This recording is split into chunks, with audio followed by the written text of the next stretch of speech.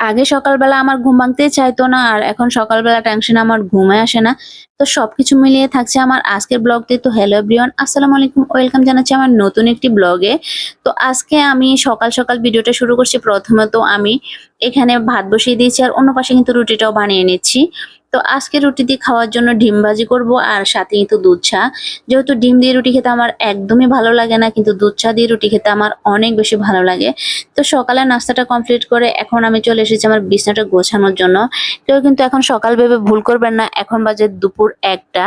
মানে আমি এখন আসছি বিছানাটা গোছানোর জন্য। এটারও একটা কারণ আছে। মানে এখন আমরা রাতভর রান্না করি আর সকালবেলা শুধু ঘুমাই, এমন একটা অবস্থা।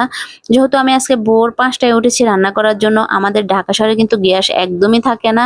তাই সকালে উঠে কিন্তু রান্নাটা করতে হয়। তো সকালবেলা প্রায় ৫টায় উঠে রান্নাবান্না শেষ করে আবার ১০টার দিকে ঘুমিয়ে গিয়েছি। এখন ১টায় ঘুম থেকে উঠে বিছানাটা ভালো করে গুছিয়ে নিয়েছি।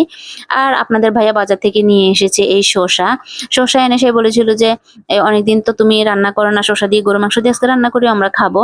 তো যে বাবা সেই কাজ, তো আমি গরুর মাংসের জন্য শসাটা ভালো করে কেটে নিচ্ছি। আর অন্য পাশে কিন্তু লাল শাক ভাজি করব আর চিচিঙ্গাটা ভাজি করব। খোসাটা ছাড়িয়ে নেওয়ার পর এখন আমি শসাটা এভাবে পিস করে কেটে নিচ্ছি। কেটে নেওয়া শেষে এটার ভিতরে যে বিচি থাকে, বিচিটা এভাবে ছাড়িয়ে নিচ্ছি।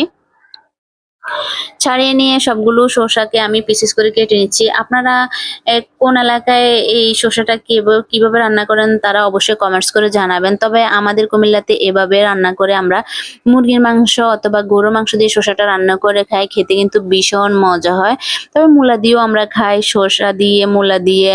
তারপর হচ্ছে লাউ, চাল কুমড়া, আসলে আমরা সব দিয়ে কিন্তু গরুর মাংস, মুরগির মাংস এভাবে রান্না করে খাই। আমাদের কিন্তু ভীষণ ভালো লাগে। তো সবগুলো শসা কাটা শেষ। এখন আমি এগুলো ধুয়ে পরিষ্কার করে নিচ্ছি। আর অন্য পাশে যেহেতু গরুর মাংস দিয়ে রান্না করব, আর মাংসটাও কিন্তু এভাবে আমি ধুয়ে পরিষ্কার করে নিচ্ছি। মাংসটা ধুয়ে পরিষ্কার করে সবগুলো মসলা দিয়ে ভালো করে মাংসটা কষিয়ে নিয়ে এখন আমি দিয়ে দিচ্ছি শসা। আসলে শসাটা এভাবে রান্না করলে অনেক বেশি মজা হয়। আপনারা অবশ্যই বাসায় একবার ট্রাই করে দেখবেন। আমার কিন্তু মাংস রান্না একদম কমপ্লিট হয়ে গিয়েছে। তো এখন চলে এসেছি টেবিলটা ক্লিন করার জন্য। এখন টেবিলটা ক্লিন করা শেষে আমরা সবাই মিলে দুপুরে খাওয়ার আয়োজন করতেছি। মানে আমরা সবাই মিলে খাবো। তো প্রথমে তো আগে আমার হাসব্যান্ডকে দিয়ে দিব, যেহেতু তার ডিউটি আছে, সে খেয়ে তাড়াতাড়ি চলে যাবে। তো তাকে এখন খাবারটা দিয়ে দিচ্ছি। আর আজকে যেহেতু দুপুরের আয়োজনে ছিল গরুর মাংস দিয়ে শসা আর হচ্ছে গিয়ে এখানে এই যে লাল শাক ভাজি আর চিচিঙ্গা ভাজি। তো শুরুতে আমার এগুলো মনে ছিল না, যেহেতু সে বলেছিল যে গরুর মাংস দিয়ে শসা দিয়ে খাবে, আমি শুরুতে এটাই দিয়ে দিয়েছি, আমি ভুলে গিয়েছিলাম। যাই হোক, তো এগুলো দিয়ে খাওয়ার পরে আমার হঠাৎ করে মনে পড়লো যে না, তাকে তো চিচিঙ্গা ভাজিটা দেওয়া হয়নি। পরবর্তী সময় তাকে আমি দিয়েছিলাম।